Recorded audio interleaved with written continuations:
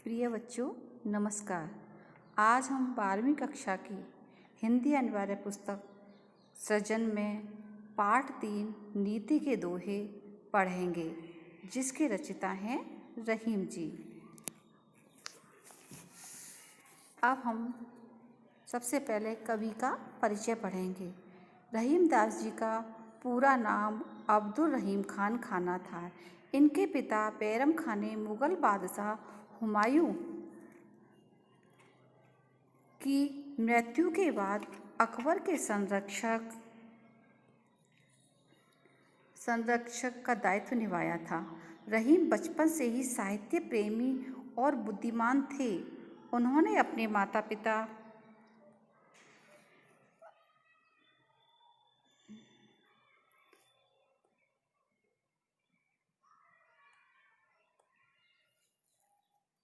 से वीरता, राजनीति, दानवीरता तथा काव्य जैसे गुण उनको विरासत में मिले थे।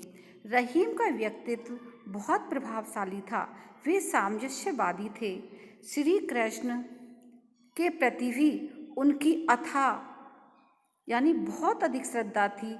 उन्होंने अपने काव्य के रामायण, महाभारत, पुराण तथा गीता जैसे ग्रंथों के कथानकों एवं पात्रों का भी बखूबी उल्लेख किया है।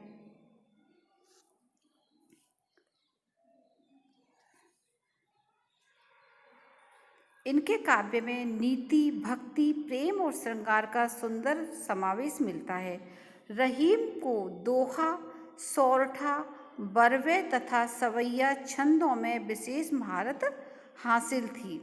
उनकी प्रमुख कृतियाँ थीं दोहावली, बरवे, नायिका, भेद, रास, पंचाध्यायी, मध्यनाष्टक तथा नगर शोभा। अपने अनुभवों को उन्होंने जिस सरल शैली में व्यक्त किया वह अद्भुत हैं। प्रस्तुत पाठ में चयनित रहीम के दोहों द्वारा हमें परोपकार, सज्जनता, पर दुख कातरता, स्वाभिमान एवं लोक व्यवहारिक की सीख मिलती है। दीनों पर दया करने वाले दीनबंधु भगवान तुल्य होता है। मांगने से मनुष्य की महत्ता घटती है। उत्तम स्वभाव वाले मनुष्यों को कुसंग दुष्प्रभावित नहीं करती। सज्जन परोपकार के निमित्त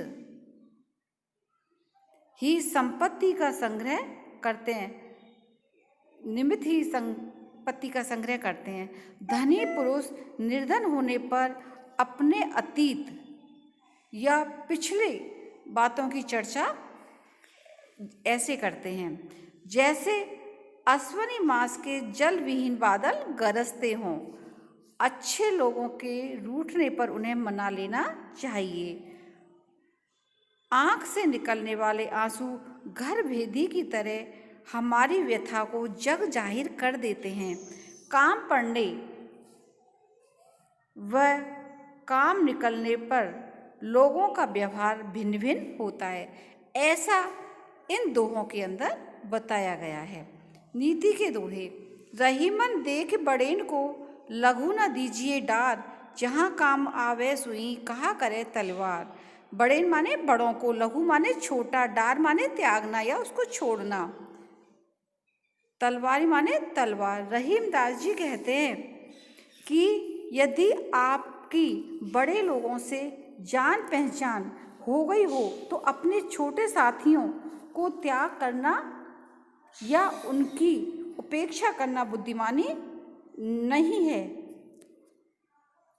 प्रत्यक्ष देख लो या सामने ही देख लो, जहाँ सुई काम आती है वहाँ तलवार कुछ भी नहीं कर सकती। आगे रहीम दास जी कहते हैं, एक ही साध है सब सद है, सब साध है सब जाए।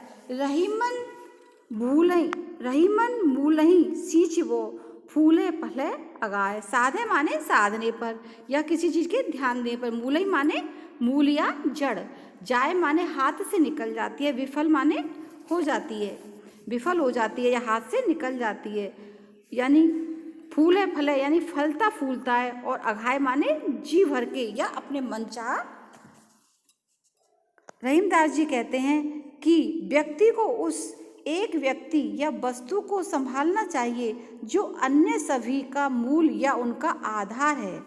उस एक को साध लेने से अन्य सभी व्यक्ति और वस्तु बस में आ जाते हैं। यदि वृक्ष के केवल जड़ को जल से सींचा जाए तो सारा वृक्ष ही फलता फूलता है और उस पर फल फूल आते हैं। नेक्स्ट, कदली सीप भुजंग मुख स्वाति एक गुण तीन, जैसी संगत बैठी तैसोई फल दीन। रहीमदास जी आगे कहते हैं, कदली माने यहाँ पर केला है, सीप माने एक विशेष प्रकार का कीट होता है जिसका खोल होता है और उस कीट से मोती बनता है, और भुजंग माने यहाँ पर क्या है, सर्प को कहा गया। स्वाति माने एक नक्षत्र बूंद, एक नक्षत्र होता है स्वाति, उसमें एक बूंद। यदि कदली, कदली माने केले के मुंह में या केले के वृक्ष पर गिर जाए तो वह बूंद क्या बन जाती है, कपूर बन जाती है। और यदि वही एक बूंद सीपी में गिरने पर क्या बन जाती है, मोती बन जाती है। यदि वही बूंद सर्प के मुंह में गिर जाए, भुजंग माने सर्प के मुख में गिर जाए, तो वो क्या बन जाता है, विष बन जाती है। यहाँ पर भिन्न भिन्न संगत से भिन्न भिन्न रूप प्राप्त करती है क्या, ओस की बूंद। अतः जैसी संगत करोगे वैसा ही फल प्राप्त होगा, ऐसा रहीमदास जी ने इस दोहे में बताया है।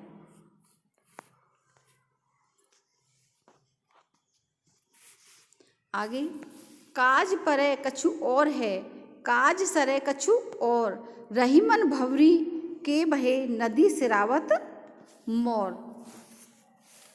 काज माने यहाँ पर क्या है, कार्य, परे माने पढ़ने पर, और माने अन्य व्यवहार होता है, सरे माने किसी काम के पूर्ण हो जाने पर या निकल जाने पर, भंवरी माने दूल्हा, जब शादी होती है दूल्हा और दुल्हन के सिर पर एक पंख सा लगाया जाता है फेरे करने के लिए। सिरावत माने उसको बहा देते हैं, नदी में डाल देते हैं शादी होने के बाद में। तो रहीमदास जी आगे कहते हैं कि संसार में काम पड़ने और काम निकल जाने पर लोगों का व्यवहार बिल्कुल अलग अलग होता है। काम पड़ने पर वस्तु या व्यक्ति का बड़ा ध्यान और सम्मान रखा जाता है, परंतु काम निकल जाने पर उसकी घोर उपेक्षा की जाती है। जैसे आगे रहीमदास जी कहते हैं, जैसे दूल्हे के मोर जो उसके सिर पे बांधा जाता है को ही देख लीजिए, विवाह के समय उसका बड़ा ही सम्मान दिया जाता है, उसको बड़ा महत्व दिया जाता है। और भंवरे यानी फेरे पड़ जाने पर, विवाह संपन्न हो जाने पर उसे हम नदी में सिरा आते हैं या नदी में उसको बहा आते हैं। आगे, रहीम उत्तम प्रकृति का करी सकत कुसंग, चंदन विष व्यापत नहीं लपटे रहत भुजंग। यहाँ पर उत्तम माने अच्छी प्रकृति के, करी माने करना, कुसंग माने बुरी संगत, विष माने जहर, व्याप्त माने उसमें उत्पन्न होना, भुजंग माने सर्प। भुजंग माने क्या है यहाँ पर, सर्प।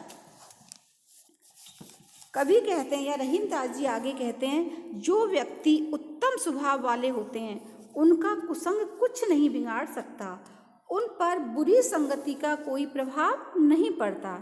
यद्यपि चंदन के वृक्ष पर यानी कि चंदन के वृक्ष पर विषैले सर्प लिपटे रहते हैं, फिर भी उस पर सर्पों का कोई विष का प्रभाव नहीं पड़ता, यानी चंदन का पेड़ कभी भी विषैला नहीं हो पाता।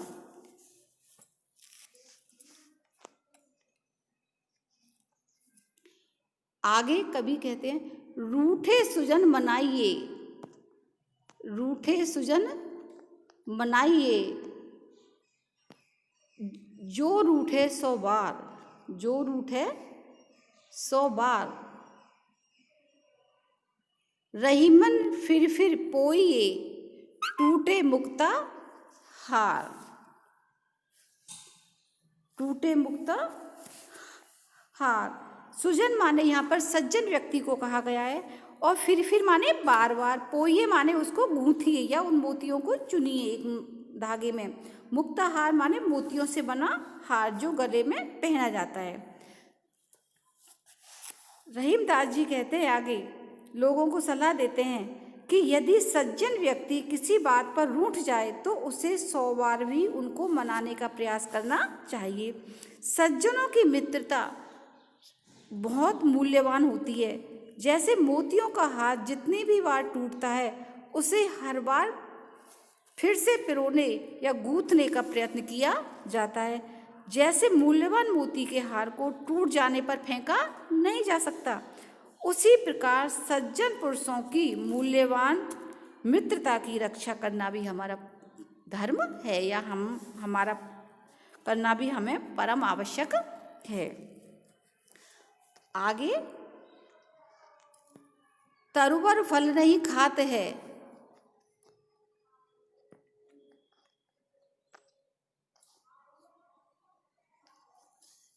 तरुवर फल नहीं खात है, सरोवर पिहई ना पान।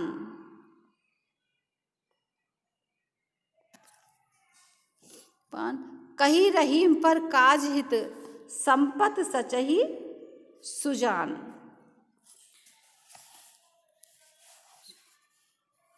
तरुवर माने यहाँ पर वृक्ष कहा गया है, सरोवर माने तालाब या सरोवर, पान माने पानी, पर माने काज या काम, दूसरों के काम के लिए, परोपकार के लिए। संपत्ति माने धन, संपत्ति माने धन, संचय माने उसको एकत्रित करना। सुजान माने सज्जन व्यक्ति या श्रेष्ठ पुरुष। कवि आगे कहते हैं, यानी रहीमदास जी आगे कहते हैं, प्रकृति हमें परोपकार का आदर्श स्वरूप समझाती आ रही है। उसके वृक्ष अपने फलों को स्वयं कभी नहीं खाते, वे दूसरों के ही काम आते हैं। इसी प्रकार तालाब अपना जल स्वयं नहीं पीते, उससे मनुष्य, पशु पक्षी, वृक्ष और खेतों की प्यास बुझा करती है। यही बात सज्जन व्यक्तियों पर भी लागू होती है। वे भी केवल परोपकार यानी दूसरों के काम के लिए संपत्ति यानी धन को एकत्रित करते हैं। उनके धन का लाभ दूसरे लोग ही उठाया करते हैं।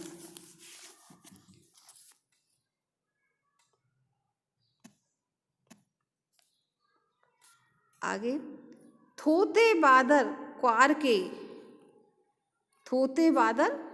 क्वार के ज्यों रहीम गहरात, धनी पुरुष निर्धन भये करें पाछली बात। थोते माने खाली, पानी से रहित, बादर माने बादल, क्वार माने अश्वनी माह का एक महीना होता है, गहराना माने घिरते या गरजते हैं, पाछली माने पिछली जीवन की बात करते हैं। आगे कवि कहता है कि वर्षा ऋतु के अंतिम मास क्वार के बादल एक जल रहित हैं। वे केवल घुमड़ कर और गरज कर रह जाते हैं, वो बरसते नहीं हैं। इसी प्रकार कभी धनी रहा व्यक्ति जब निर्धन हो जाता है तो वो बार बार अपनी पिछले धनी दिनों की या संपन्नता के दिनों की बातें किया करता है। आज हम यहीं पर इसको समाप्त करते हैं और आगे का वीडियो हम अगले भाग में पढ़ेंगे। आपको हमारी पहल कैसी लगी, कमेंट्स बॉक्स में आप अवश्य लिखें। धन्यवाद।